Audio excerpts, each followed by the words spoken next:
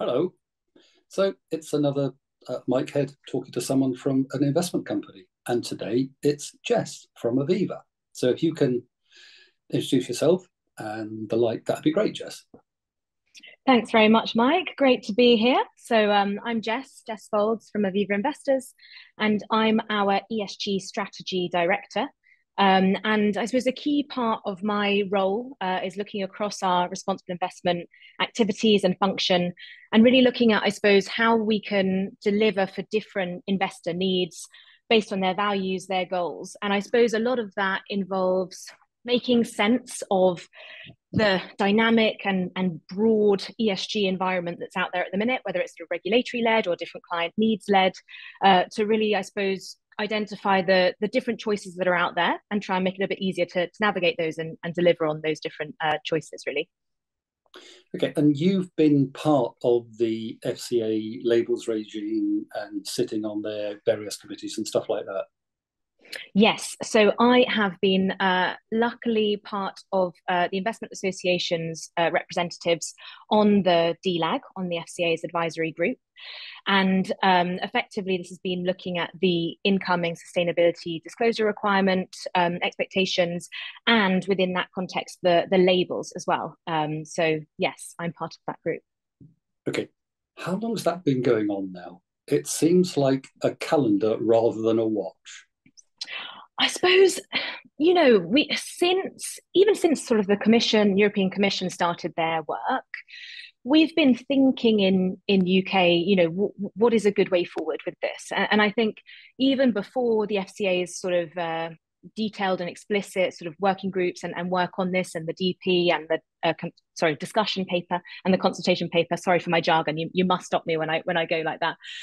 Even before that, industry was looking to start to try and explain what we meant by different kinds of approaches. Perhaps many of you have seen the Investment Association Responsible Investment Framework. It's one of the first sort of industry agreed breakdowns of how there's different ways in which responsible investment can be carried out. But to your point, I mean, FCA has been looking at this more intensively for, it must be, I suppose, at least the last year. And I know that they've been quietly working away for the last few months, hoping to get out the policy statement later this quarter. Do you mean this quarter that ends at the end of next week? Oh, apologies, next quarter. Next quarter now. I thought we were next month already. Exactly. On a contemporaneous note, or a very current one, the announcement in the last couple of days about Article 8 and Article 9 and what's going on there, which seems like maybe we'll have a rethink. Yes. So, we're seeing out of the EU and their review of what they've done relating to sustainable finance disclosure regulation, that, we might actually see quite a bit of change in that space going forward. And we know that it could well be that actually it's going to end up aligning more closely to what we're seeing in the consultation in the UK and from the FCA, precisely because there is I suppose, a desire to move towards labels potentially. I suppose whether that reflects the current Article 8 and Article 9 delineations right now, or whether it's going to move into a more SDR type approach, that remains to be seen. But certainly it's clear that there is a need and there's a want by investors to have this clarity. So it looks like there could be a big change coming. Unexpected holdings, because I've got a thing about this. Can't help myself. It seems to me that if you look at the greenwashing issue in general, it's that people don't expect a ESG climate change fund, for example, as was labelled, or was described, not labelled because labels didn't exist, to be holding Shell and Chevron at numbers 4 and 5 in its holdings, unless, for example, the intention was to change the climate for the worse rather than the better. So and I use that as an example with clients and how they laugh. But it seems to me as though the way that you deal with it is that if you have complete transparency, and a lot of fund managers do, but I think increasing the level and style of transparency would mean that it makes it much less likely that people would even be inclined to lean towards greenwashing. And it would certainly mean that for for advisors who are trying to select and who are looking at their clients' requirements, it would make it an awful lot easier. And one of the problems is at the moment, okay, everybody is required to produce a list of holdings, but it doesn't really mean very much, because unless you do this for a living, I actually spoke to a client at lunchtime today, and she works for a subsidiary of Equinor. And until she started working for the subsidiary, who make industrial size batteries to resupply back into the grid, so exciting, she didn't know what Equinor did. So I suspect that very few clients and very few advisors would do the same. So looking at a list for I've got my Extinction Rebellion client who wants no fossil fuels, and I've got a list of holdings. I think Equinor sound nice. They're a software company. And a list of holdings with nothing more to it doesn't really mean very much. So would it be an answer? This is what I want to have happen, obviously, if everybody was required to list the company and controversies attaching to them? It might create a bit of a problem for people in the passives market, but that would just be a shame, wouldn't it? So I think the way to go about this is to kind of unpack the different ways in which I suppose the regulators up till now have sought to shine a light on unexpected holdings or similar. So I suppose in the context of the EU, you've had the do you know significant harm piece, and unpacking there where there might be holdings that are sort of breaching certain principal adverse impacts, etc., so that there's a way in which we can sort of demonstrate harm. I know that in the context of the UK, I think we wanted a sort of more straightforward approach for one thing, and I think that was one of the reasons why there's been a sort of talking around what it would mean to have unexpected holdings disclosed. But I suppose we've also got an issue where that hasn't been defined in terms of exactly what is unexpected. And to your point, Mike, guessing exactly what different investors, consumers will consider to be a problem. On one level, you think, oh, surely people know. Surely we can just feel out what people would like and wouldn't like. But I suppose on another level, dependent on the purpose of the strategy, it's not necessarily going to be that straightforward. And it's not even going to be the case that every normal person will even recognize the names of certain companies or be able to make that assessment on their own. So I suppose to your point, I mean, improved disclosures around where there might be breaches of certain standards, perhaps that's a route we could go along. That might help to sort of bring some greater clarity. But I suppose at the heart of it, and to your original question, that consumers might be shocked if they find an oil company in a fund that claims to have ESG credentials connected to it.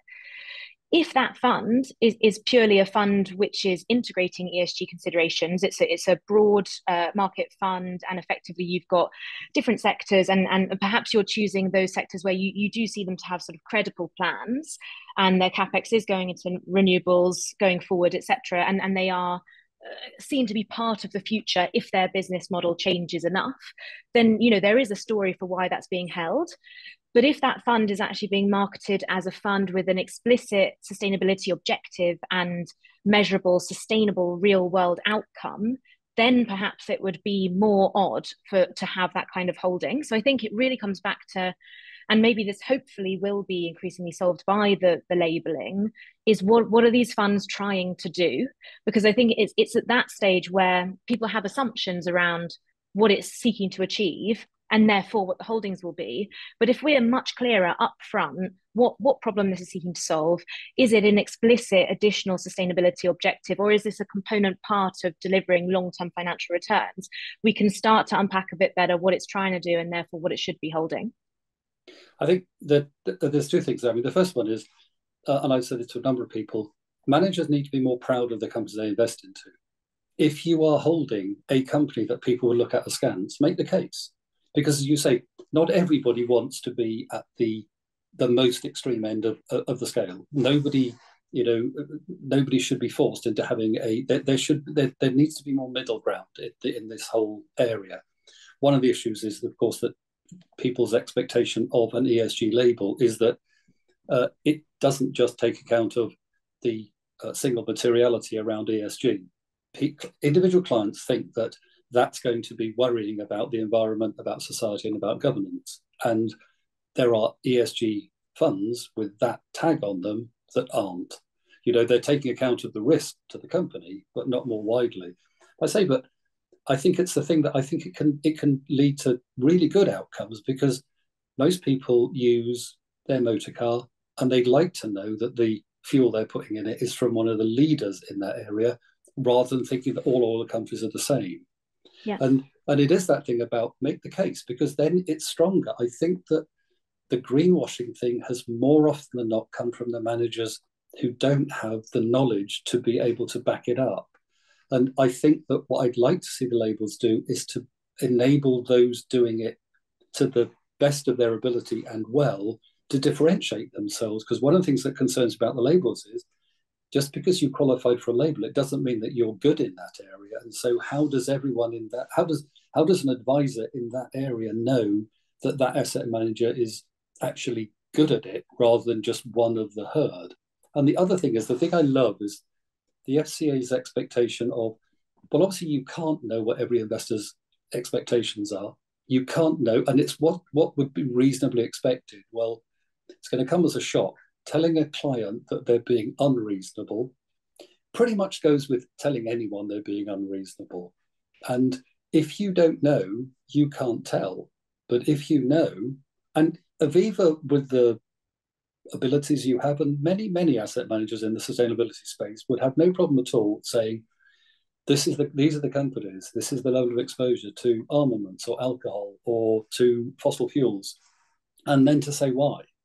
Because then you've got both transparency and for the ability for the asset manager to show the knowledge they have, the depth they've got, the fact that this is a company that is in the fossil fuel space, but is part of the transition rather than one that's dragging its heels. Absolutely. And that's the thing, a lot of the focus in recent months, years, has been on labels. But the label, to your point, has to be one component part of the mechanisms through which we're able to explain and, I suppose really shine a light on what we're doing as manufacturers, what we're doing as asset managers, as an institution when it comes to our stewardship. The label piece is one element of this, but we also need to be really explaining through disclosures what's actually going on here, why we're taking certain approaches. Is it a risk management purpose? Is that the predominant purpose of a particular strategy? Is it about transition and choosing the leaders in the transition? Is there an explicit decarbonisation target? What is it seeking to achieve? And that's probably going to be brought out in a lot more colour in additional disclosures. And also, how are we, helping to provide the information for advisors to be having these kinds of detailed conversations? How can we help to sort of share the starting point so that then these perspectives and nuances can be part of the conversations to really understand what a client needs, and even more so than that, but to link them up with the right strategy for them? So unfortunately, I do worry whether the label will fix all of this. I think it's going to have to end up being nuanced conversations and just increased understanding of the different options that are available to people for what's right for them. I think as well, it's that thing that there is, I've always said there's a knowledge gap in that clients with these areas, the advisor knows more than the client about the financial side of it. And then suddenly they start to have a conversation where they don't know as much about whether it be a social or an environmental impact. And so there's a problem there. But there's also that you've got organizations, manufacturers, as you described them, with enormous teams of people looking at incredible level of detail about these things, and advisors who don't know where to start. But the thing is, I think what we've got to do in the first instance is at least encourage advisors and all parts of the investment chain to start to have these conversations, start to even get a sense of what matters to clients, because it is scary being able to completely unpack that, really find the nuance in what a person is saying, and then map it to the appropriate strategies for that person. But I think we're only going to get closer to getting those outcomes better and better for end investors, if we start to draw out those patterns, start to see kind of how people talk about this and what this can possibly lead to. And, you know, I think it will take a bit of time.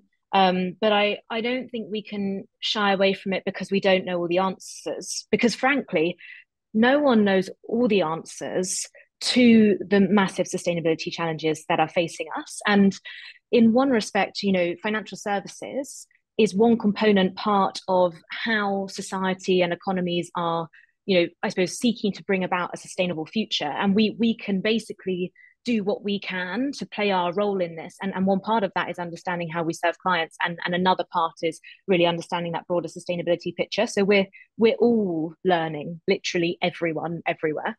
We've done very well for a 15-minute chat that seems to have gone on since Tuesday.